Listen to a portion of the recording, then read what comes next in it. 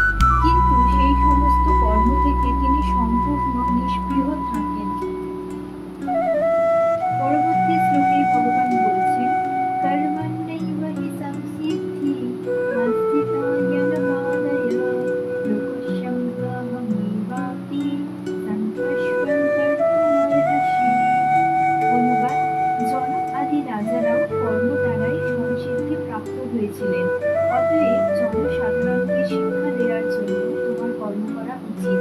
তাৎপর্যে প্রভুপাদ বলছেন, জনক রাজা আদি মহাজনেরা ছিলেন ভগবত তত্ত্বজ্ঞানী। তাই বেদের নির্দেশ অনুসারে নানা রকম যাগযজ্ঞ করার কোনো বাধ্যবাধকতা তাদের ছিল না। কিন্তু তা সত্ত্বেও লোকশিক্ষার জন্য তারা পুঙ্খানুপুঙ্খভাবে সমস্ত বৈদিক আচার অনুষ্ঠান করতেন। জনক রাজা ছিলেন সীতাদেবীর পিতা এবং শ্রীরামচন্দ্রের শ্বশুর। ভগবানের অতি অন্তরঙ্গ ভক্ত হবার ফলে তিনি চিন্ময় স্তরে অধিষ্ঠিত ছিলেন। কিন্তু যেহেতু তিনি মিথিলার রাজা ছিলেন, তাই তার প্রজাদের শিক্ষা দেওয়ার জন্য তিনি শাস্ত্রোক্ত কর্মের অনুষ্ঠান করেছিলেন। তেমনি ভগবান শ্রীকৃষ্ণ এবং তার চিরন্তন সখা অর্জুনের পক্ষে কুরুক্ষেত্রে যুদ্ধ করার কোনো দরকার ছিল না। কিন্তু সদুপদেশ ব্যর্থ হলে হিংসা অবলম্বনেরও প্রয়োজন আছে, এই কথা সাধারণ মানুষকে বোঝাবার জন্যই তারা যুদ্ধে নেমেছিলেন। কুরুক্ষেত্রের যুদ্ধের আগে শান্তি স্থাপন করার জন্য নানাভাবে চেষ্টা করা হয়েছিল। এমনকি ভগবান শ্রীকৃষ্ণ নিজেও বহু চেষ্টা করেছিলেন, কিন্তু দুরাত্মারা যুদ্ধ করতেই বদ্ধপরিকর।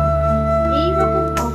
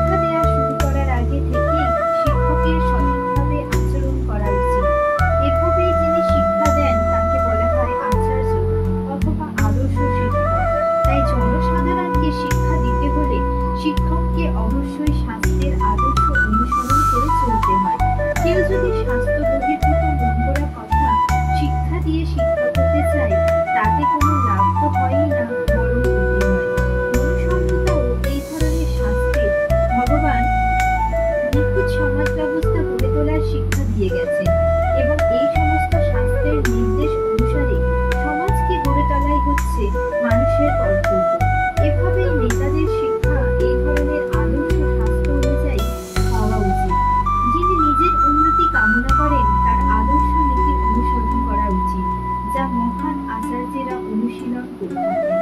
শ্রীমদ্ ভাগবতেও বলা হয়েছে, পূর্বর্তন মহাজনদের পদাঙ্ক অনুসরণ করে জীবনযাপন করা উচিত, তাহলে পারমার্থিক জীবনে উন্নতি লাভ করা যায়। রাজা, রাষ্ট্রপ্রধান, পিতা ও শিক্ষক হচ্ছেন স্বাভাবিকভাবেই নিরীহ জনগণের পথপ্রদর্শক। জনসাধারণকে পরিচালনা করার মহৎ দায়িত্ব তাদের উপর ন্যস্ত হয়েছে, তাই তাদের উচিত শাস্ত্রের বাণী উপলব্ধি করে শাস্ত্রের নির্দেশ অনুসারে জনসাধারণকে পরিচালিত করে এক আদর্শ সমাজ গড়ে তোলা। এটি কোনো কঠিন কাজ নয়, কিন্তু এর ফলে যে সমাজ গড়ে উঠবে তাতে প্রতিটি মানুষের জীবন সার্থক হবে। পরবর্তী শ্লোকে ভগবান বলছেন, নামি পার্থ্যাসি কর্তব্যম ত্রিষু লোকেষু কিঞ্চন নানাবত্যম কর্তব্যম বর্তমেব চ কর্মণি। অনুবাদ: হে পার্থ, এই ত্রিজগতে আমার কিছুই কর্তব্য নেই, আমার অপ্রাপ্ত কিছু নেই এবং প্রাপ্তব্যও কিছু নেই, তবুও আমি কর্মে ব্যর্থ আছি। বৈদিক শাস্ত্রে পুরুষোত্তম ভগবানের বর্ণনা করে বলা হয়েছে, ভগবান হচ্ছেন ঈশ্বরদেরও পরম ঈশ্বর এবং দেবতাদেরও পরম দেবতা। সকলেই তার নিয়ন্ত্রণাধীন। তিনি সকলকে ভিন্ন ভিন্ন শক্তি দান করেন, তারা কেউ পরমেশ্বর নয়। তিনি সমস্ত দেবতাদের উচ্চ এবং তিনি হচ্ছেন সমস্ত গতিদের পরম গতি। তিনি হচ্ছেন এই জড়জগতের সমস্ত অধিপতি ও নিয়ন্তার অতীত, সকলের উচ্চ। তার থেকে বড় আর কিছুই নেই। তিনি হচ্ছেন সর্বকারণের পরম কারণ। তার দেহ সাধারণ জীবের মতো নয়, তার দেহ এবং তার আত্মার মধ্যে কোনো পার্থক্য নেই। তিনি হচ্ছেন পূর্ণ, তার ইন্দ্রিয়গুলি অপ্রাকৃত। তার প্রতিটি ইন্দ্রিয় যে কোনো ইন্দ্রিয়ের কর্ম সাধন করতে পারে, তাই তার থেকে মহৎ আর কেউ নেই, তার সমকক্ষ কেউ নেই। তার শক্তি অসীম ও বহুমুখী, তাই তার সমস্ত কর্ম স্বাভাবিকভাবেই সাধিত হয়ে যায়। ভগবান শ্রীকৃষ্ণ হচ্ছেন সমস্ত ঐশ্বর্যের অধীশ্বর এবং তিনি হচ্ছেন পরম তত্ত্ব, তাই তার কোনো কর্তব্য নেই। কর্মের ফল যাদের ভোগ করতে হয় তাদের জন্যই কর্তব্য কর্ম করার নির্দেশ দেয়া আছে, কিন্তু এই ত্রিভুবনে যার কোনো কিছুই কাম্য নেই, তার কোনো কর্তব্য কর্মও নেই। কিন্তু তা সত্ত্বেও ভগবান কুরুক্ষেত্রের যুদ্ধক্ষেত্রে উপস্থিত থেকে দুষ্টের দমন আর শিষ্টের পালন করেছেন, কেননা দুর্বলদের রক্ষা করা ক্ষত্রিয়ের কর্তব্য। যদিও তিনি শাস্ত্রের বিধি নিষেধের অধীন, কিন্তু তবুও তিনি শাস্ত্রের নির্দেশ লঙ্ঘন করেন না। পরবর্তী শ্লোকে ভগবান বলছেন, यदि अहं न वर्तेयं यतु कर्मण्यतः मम वर्तानुवर्तन्ते मनुष्याः पार्थ सर्वशः।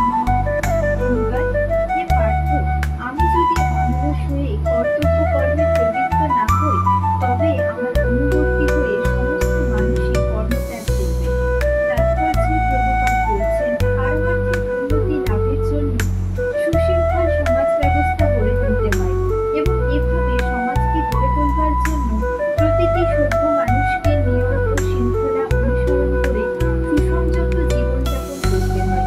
এই সমস্ত নিয়ম কানুনের বিধিনিষেধ কেবল বদ্ধজীবীদের জন্য, ভগবানের জন্য নয়। যেহেতু তিনি ধর্মনীতি প্রবর্তনের জন্য অবতরণ করেছিলেন, তাই তিনি শাস্ত্র নির্দেশিত সমস্ত বিধির অনুষ্ঠান করেছিলেন। ভগবান এখানে বলছেন, যদি তিনি এই সমস্ত বিধিনিষেধের আচরণ না করেন, তবে তার পদাঙ্ক অনুসরণ করে সকলেই যথার্থতারই হয়ে উঠবে। শ্রীমদ্ ভগবত থেকে আমরা জানতে পারি, এই পৃথিবীতে অবস্থান করার সময় ভগবান শ্রীকৃষ্ণ ঘরে বাইরে সর্বত্র গৃহস্থচিত সমস্ত ধর্মীয় আচার অনুষ্ঠান করেছিলেন। পরবর্তী শ্লোকে ভগবান বলছেন, উৎসিদেয়ুরিমে লোকা না কুর্যাং কর্ম চেদহং সংসারস্য চ কর্তব্যস্যাম উপহন্যামি মা প্রজা। অনুবাদ: আমি যদি কর্ম না করি তাহলে এই সমস্ত লোক বিচ্ছিন্ন হবে, আমি কর্মসংকট সৃষ্টির কারণ হব এবং তার ফলে আমার দ্বারা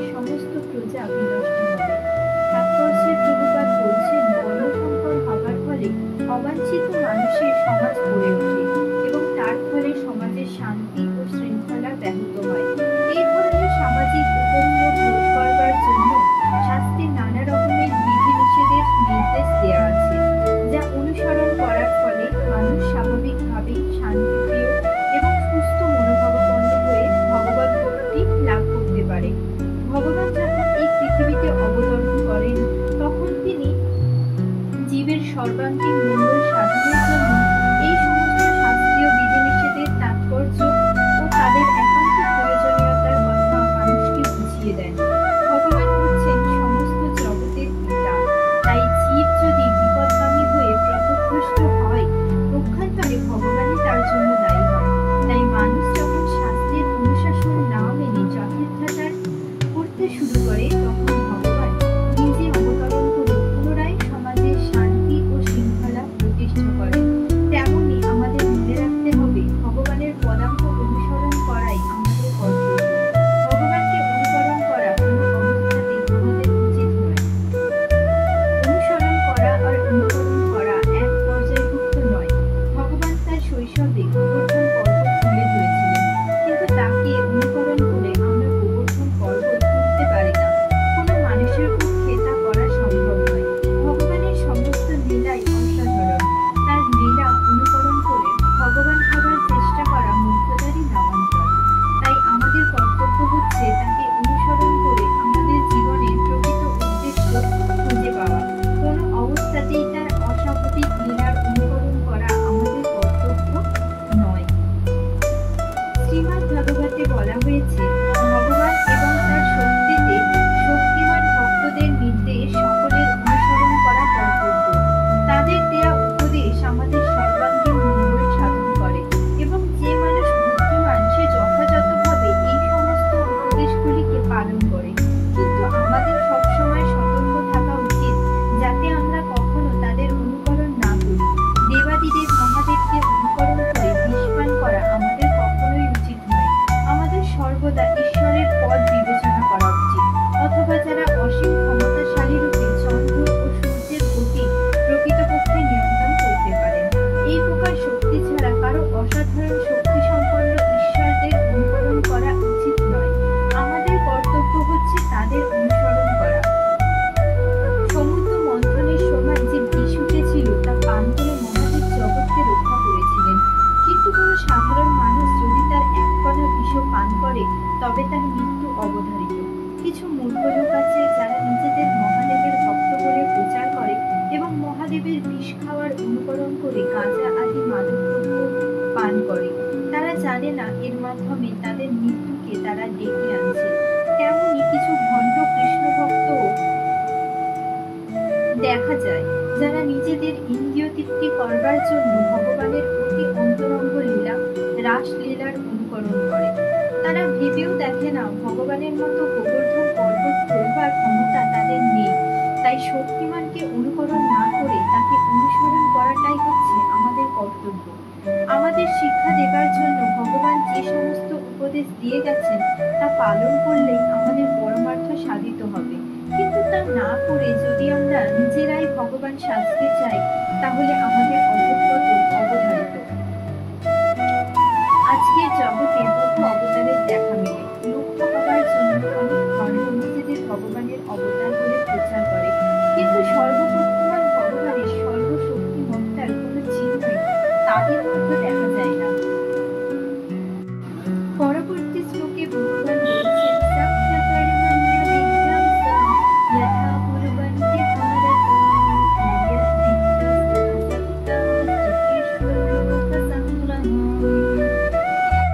যার অনুবাদে ভগবান বলছেন, হে ভারত, অজ্ঞানীরা যেমন কর্মফলের প্রতি আসক্ত হয়ে তাদের কর্তব্য কর্ম করে, তেমনি জ্ঞানীরা অনাসক্ত হয়ে মানুষকে সঠিক পথে পরিচালিত করার জন্য কর্ম করে। তাৎপর্যে প্রভুপাদ বলছেন, কৃষ্ণ ভাবনাময় ভক্ত এবং কৃষ্ণ ভাবনাবিহীন অভক্তের মধ্যে পার্থক্য হচ্ছে তাদের মনোবৃত্তির পার্থক্য। কৃষ্ণ ভাবনার উন্নতি সাধনের পক্ষে যা সহায়ক নয়, কৃষ্ণ ভাবনাময় ভক্ত সেই সমস্ত কর্ম করেন না। অবিদ্যার অন্ধকারে আচ্ছন্ন মায়ামুগ্ধ জীবের কর্ম আর কৃষ্ণ ভাবনাময় মানুষের কর্মকে অনেক সময় আপাত দৃষ্টিতে একই রকম বলে মনে হয়, কিন্তু মায়াচ্ছন্ন মূর্খ মানুষ তার সমস্ত কর্ম করে নিজের ইন্দ্রিয় তৃপ্তি করার জন্য। কিন্তু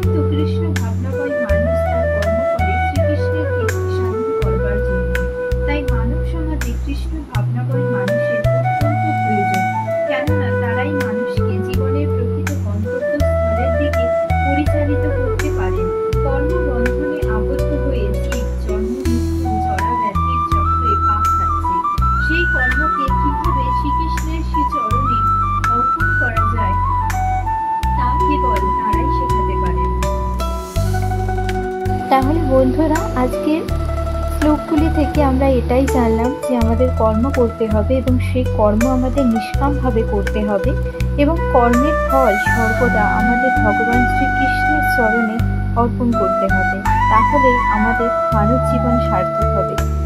আজকের ভিডিওটা এই পর্যন্তই। দেখা হচ্ছে পরের একটি ভিডিওতে, যে ভিডিওতে আমরা আবার ভগবদ গীতার কিছু বিষয় আলোচনা করব। সবাই ভালো থাকবেন, সুস্থ থাকবেন। হরে কৃষ্ণ, রাধে রাধে, হরি হরি বল। ভিডিওটি ভালো লাগলে চ্যানেলটি সাবস্ক্রাইব করে দেবেন। হরে কৃষ্ণ।